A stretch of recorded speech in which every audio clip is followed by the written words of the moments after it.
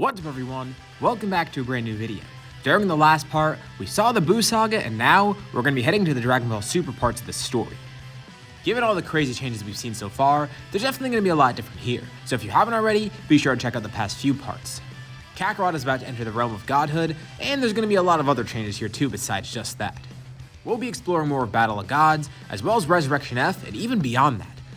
For this part, we'll set a like goal of 2,500 likes. If we hit that, I'll continue with another part of the series. Anyways, let's pick up from here.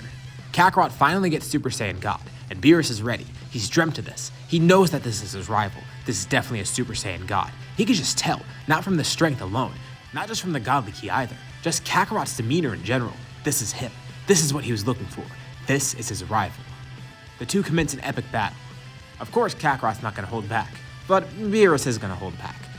The Super Saiyan God is powerful and definitely has the potential to be a great rival, but at the moment, Beerus recognizes that this isn't his true strength. At least, it's only a part of it. He knows that Kakarot can go further. He seems to be an interesting creature, this Saiyan. If he gets a better grasp on this power and goes further beyond this current level of godhood, maybe he'll become a rival that actually contends with Beerus on the same level. But for now, he's a great prospective rival. And Beerus wants to invest in him. Have him train on his planet with Whis, get stronger, go beyond Super Saiyan God if that's possible even. This all boggles Kakarot's mind, but of course he only has one way to answer this. He's gonna go along with it. This is awesome. This is exactly what he'd want for the next level in training. He's already done some crazy stuff to begin with, and this is amazing. But also, Beerus is gonna offer someone else this position too. Knowing that there's another Saiyan here, a pretty strong one in fact, he decides to offer Gohan the same thing as well. Remember, Gohan's not the same person in this scenario. He was raised completely differently. Right from when he was born, everything about his life went differently, and the way he was raised. His father's different after all, and even Chi-Chi is a bit different than normal too. Of course, Gohan might want to pursue being a scholar still, but it's not going to be his primary motivation here. This isn't 100% the Gohan we know. I mean, we almost didn't even name him Gohan in this scenario because it didn't really make too much sense. That just shows you how different he is here. In appearance and in his name, yeah, he's the same, but in terms of personality, nope, not at all. And here, surprisingly, he's actually gonna end up training with Kakarot on Beerus' planet. Yeah, I know, it's a huge move for him, but he feels like it's the right thing to do. It's where he wants to go. He wants to get stronger as a warrior, and he knows that with his hybrid Saiyan potential, he could probably even surpass his father. I mean, look how crazy strong he is now, actually both of them in fact. And I mean, come on, Kakarot's definitely gonna suggest this too. He would be pretty prideful to show his son's strength. And he'd recommend to Beerus that, hey, maybe it would be a good idea to train with him. Maybe he could surpass him. Of course, this is all just theories right now, but Beerus is interested. Yeah, another Saiyan wouldn't hurt, especially if he's strong to begin with. But what about the other Saiyans? Well, they might want to train with Beerus, but Beerus isn't going to even offer them that. Honestly, he views them as too weak. Wow, how rude, especially to Vegeta. He's offended. His history with Beerus and all, this just makes things weird. But whatever, they don't want to mess with that anyways. Again, given Beerus' history with Vegeta, yeah, he doesn't really trust him too much. Roshi watches on the entire time amazed too. His student, his adoptive son, he went this far. He's training under a god of destruction. Granted, Roshi didn't know what the hell a god of destruction was at first until right now, but still, that counts for something, right? I mean, hey, he just learned of it, but it's cool. It's awesome. He's proud of his son. And the two go off for their training. And right away, they start to see some amazing gains. First off, they need to get Gohan Super Saiyan God. And first, they might just try and do the ritual, but instead, Whis theorized that they might be able to get godly ki through natural exposure. I mean, first of all, they're going to be around Beerus and Whis constantly, and second of all, Kakarot already has this ki within him. Maybe Gohan can get it just by that, just like Vegeta did in the original story, and of course, that is what happens. Probably would have been more convenient to do the ritual, but hey, they're glad to see that this works. Gohan got it in his own natural way too, and he's glad. He didn't get it gifted, he actually had to work hard for this. And just as they thought, his power is amazing. Of course, Kakarot's a bit ahead since he already had it for a few months by this point. But Gohan's strength? It's really impressive. It's almost at Kakarot's level. Give him a few more months in training, and he'll definitely be above that. And this is great because it only serves to motivate Kakarot even more, because he also wants to remain stronger than Gohan. It's a nice little rivalry they have. Of course, it's very friendly. I mean, it's father and son. But they're both pushing each other to go beyond their current levels of power. It's great. Every time one of them gets stronger, the other one tries to follow suit. It's a cycle, but a good cycle. A good one to have in training like this. Following this, on Earth, there are some troubles going on. Or at least there might be troubles. Kame's definitely going to know about when the Dragon Balls are used and all. And it's pretty clear to him that someone's trying to gather them, and at some point, they even try to summon Shenron. Great, what is this? This definitely isn't one of his friends or whatever. He does want to check out who it is, and he looks into it and figures out yeah, it's definitely bad people that got the Dragon Balls. So he teleports over. Just as Shenron is summoned, he sees it's remains of Frieza's army. Strange, first of all, the fact that they even got here in general. He doesn't know when they got here or what they're planning, but he could assume. I mean, they would know about Earth by now, obviously, and probably even the Dragon Balls at this point. So it's not too surprising, it's just weird timing. And this is really bad for Frieza's army because first of all, there's not too many of them, and second of all, even if there was a lot of them, Kame's incredibly powerful, like right behind those two Saiyans actually. They're screwed the second that Kame figured out what they were doing.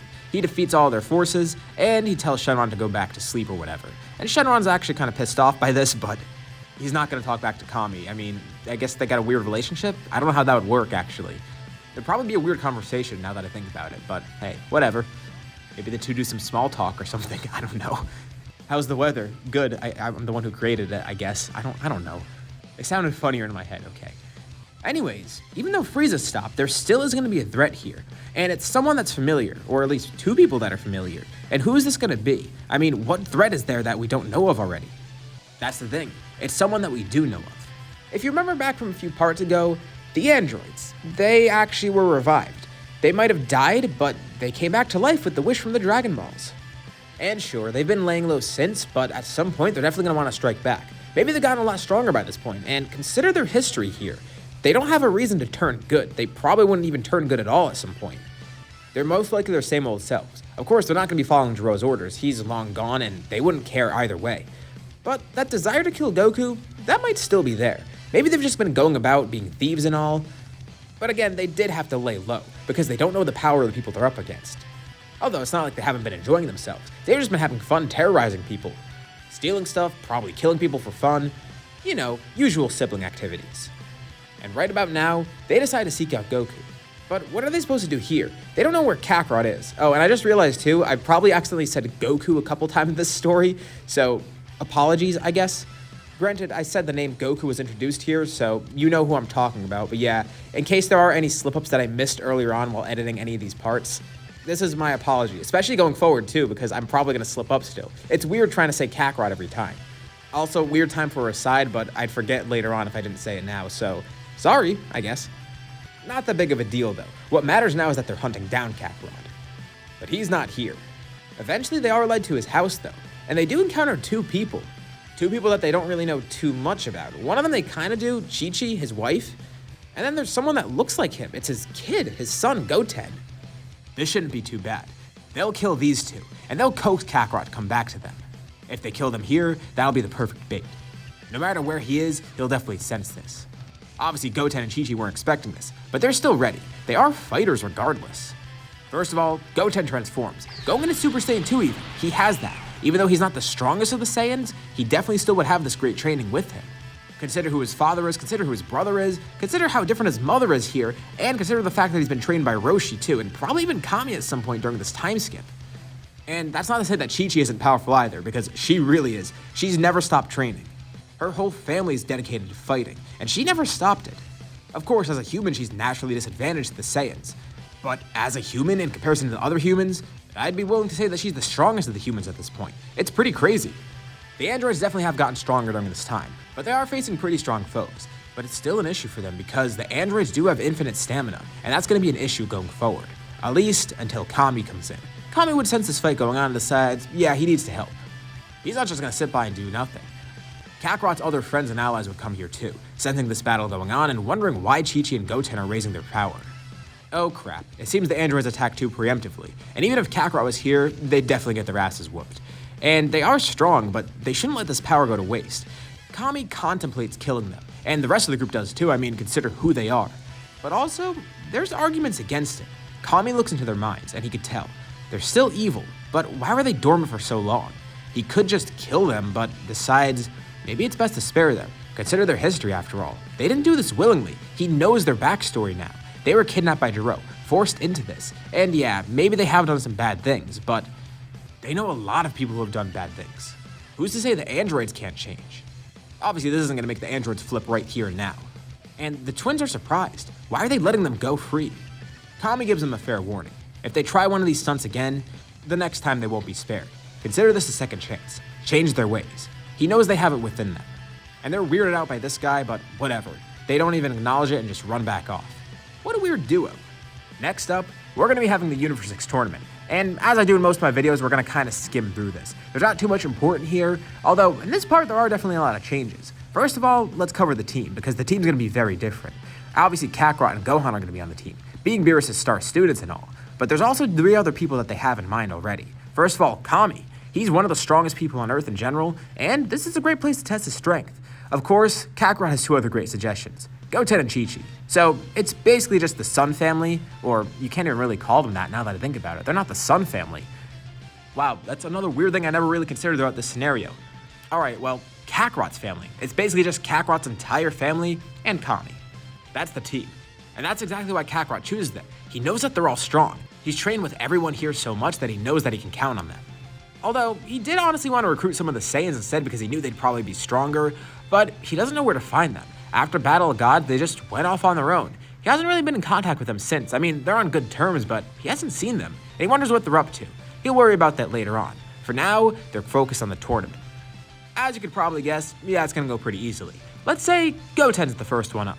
If you guys have been around the channel for a while, this is kind of like a small thing, but I remember someone mentioned that a lot of the times I make Goten fight Batamo in my scenarios, which is really weird, but yeah, it's gonna happen again here. Goten fights Batamo, and he wins. Everyone's surprised to see a kid fighting this well. Next up, he faces Frost. And even though Goten's a great fighter here and a lot stronger than normal, Frost is able to trick him, poisoning him eventually.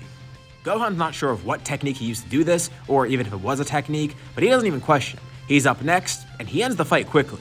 He knows that Frost definitely has something dangerous up his sleeve. Without knowing that he literally has something dangerous up his sleeve, he has a needle hidden in his arm.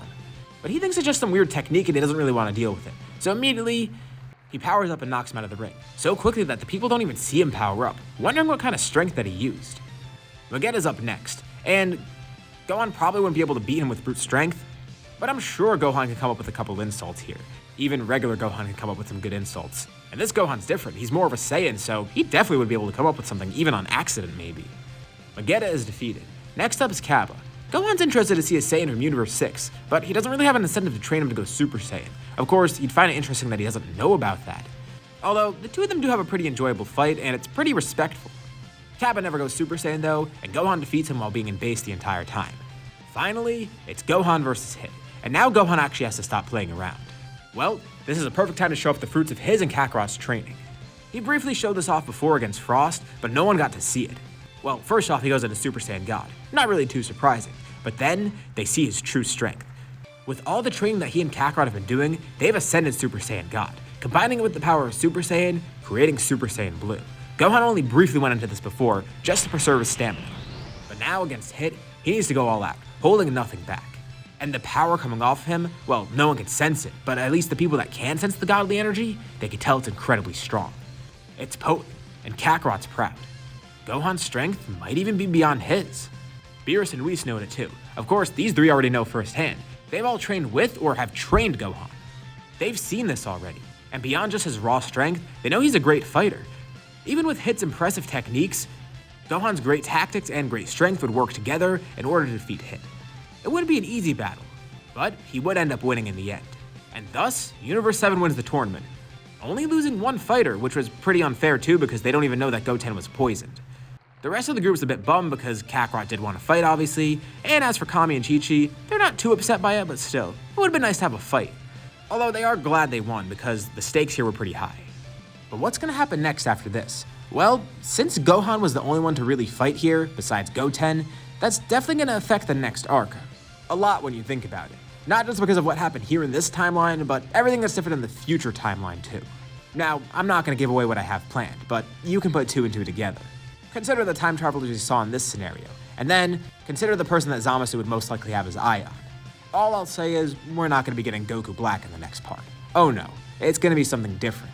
But something I'm sure you guys will like. And with that, I'll leave off here for now. So, what did you guys think about this part? And what do you think's going to happen next time, even though it should be pretty obvious? Leave any thoughts and suggestions in the comments below. I'll be sure to check them out to see what you guys think. As always, if you liked the video, be sure to drop a like. And also, if you haven't already, why not subscribe, as well as clicking the bell icon to be notified about any future uploads on my channel. Anyways, thank you all for watching, and I'll see you all in my next video.